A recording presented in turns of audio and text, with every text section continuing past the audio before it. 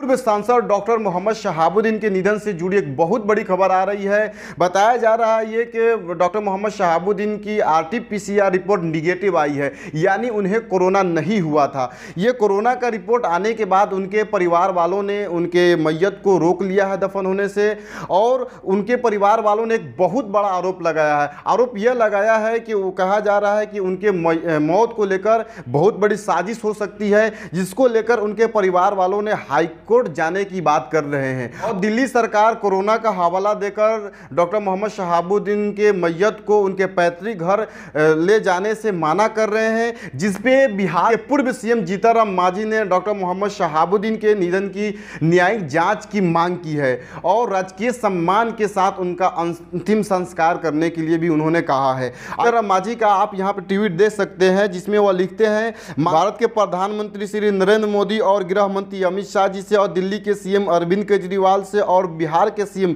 नीतीश कुमार जी से आग्रह किया है कि सिवान के पूर्व सांसद सैयद शहाबुद्दीन मरहूम के निधन की न्यायिक जांच हो और उनका अंतिम संस्कार राजकीय सम्मान के साथ किया जाए। जी हाँ दोस्तों, इस तरह से खबरें आ रही है और जीतन राम मांझी के इस ट्वीट को लेकर बिहार के एबीपी न्यूज़ जो इन्होंने इस खबर को चलाया है, एबीपी न्यूज़ आप इस ट्वीट में देख सकते हैं। एबीपी न्यूज़ भी वही बात लिख रहा है यहाँ पे कि जीतन राम मांझी ने शहाबुद्दीन के निधन की जांच की मांग की है और कहा है कि उनके राजकीय सम्मान के साथ अंतिम संस्कार हो। जी हाँ दोस्तों, इस तरह से खबर आ रही है। और हैदराबाद के सांसद असदुद्दीन अवैसी साहब ने भी उनके मौत को लेकर, उनके निधन को लेकर दुख प्रकट किया था और उसके बाद जिस तरह से खबरें आ रही है कि उनके मैयत को उनके पैतृक गांव ले जाने से दिल्ली सरकार मना कर रही है, जिसको लेकर असदुद्दीन अवैसी साहब ने भी एक ट्वीट किया है, आप यहां पे देख सकते हैं।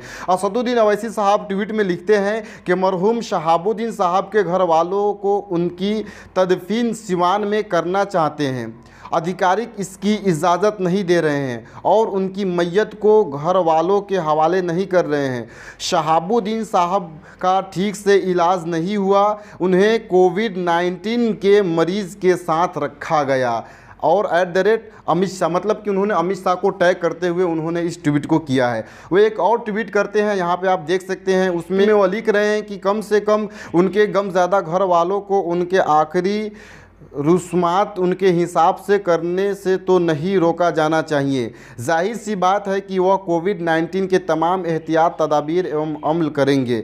इस तरह से असदुद्दीन अवैसी साहब ने भी ट्वीट किया है। सोहराब नाम का एक सोशल एक्टिविस्ट है, वो लगातार मरहूम शहाबुद्दीन साहब के निधन को लेकर वो ट्वीट कर रहे हैं। वो ट्वीट में क्या लिख रहे हैं आप यहाँ पर देख सकते हैं। वो लिखते हैं कि 2 दिन पहले कोरोना टेस्ट के लिए ली गई सैंपल रिपोर्ट आ गया है, डॉक्टर शहाबुद्दीन को कोरोना संक्रमण नहीं हुआ था।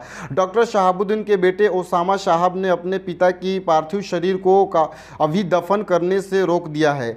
जी हाँ दोस्तों, तो इस तरह से मरहूम डॉक्टर मोहम्मद शहाबुद्दीन के मौत को लेकर, उनके निधन को लेकर खबरें आ रही है। और ये देखिए कितनी दुख की बात है कि इस मुसीबत की घड़ी में जब उनके परिवार वाले के ऊपर एक दुख का पहाड़ टूटा है, लेकिन इस मुसीबत के घड़ी में जिन्होंने मोहम्मद शहाबुद्दीन अपनी पूरी ज़िंदगी एक पार्टी के लिए लगा दी और उन्होंने अंतिम सांस तक लालू प्रसाद को अपना नेता मानते रहे, और आज इस मुसीबत की घड़ी में आज लालू परिवार कहीं नज़र नहीं आ रहा है। आज लालू परिवार इनके मोहम्मद शहाबुद्दीन साहब के परिवार के साथ कंधे से कंधे मिलाकर खड़ा हुआ नज़र नहीं आ रहा है। ये बहुत ही दुख की बात है कि जिस व्यक्ति ने, जिस शख्सियत ने अपनी पार्टी के लिए, आरजेडी के लिए अपनी पूरी ज़िंदगी को निछावर कर दी, अंतिम सांस तक अपने पार्टी के लिए लड़ते रहे, और उनके निधन के बाद आज उनके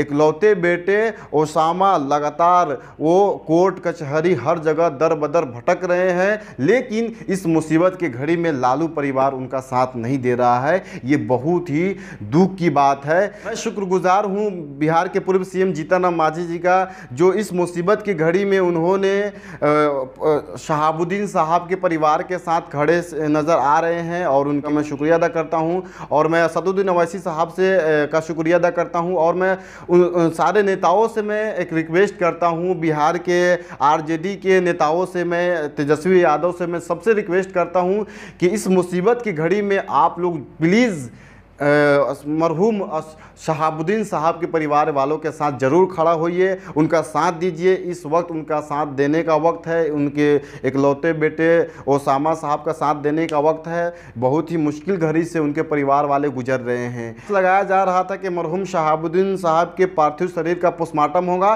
तो मेरे कुछ दोस्तों से मैंने बात किया तो ये भी खबर आ रही है कि उनके पार्थिव शरीर का पोस्टमार्टम भी हो रहा है। तो देखिए अब आने वाले समय में क्या होने वाला है, किस तरह से खबरें आएंगी। लगातार मेरे साथ बने रहिए, मैं आपको अपडेट देता रहूँगा। चलिए फिर मिलूंगा वीडियो में। Thank you.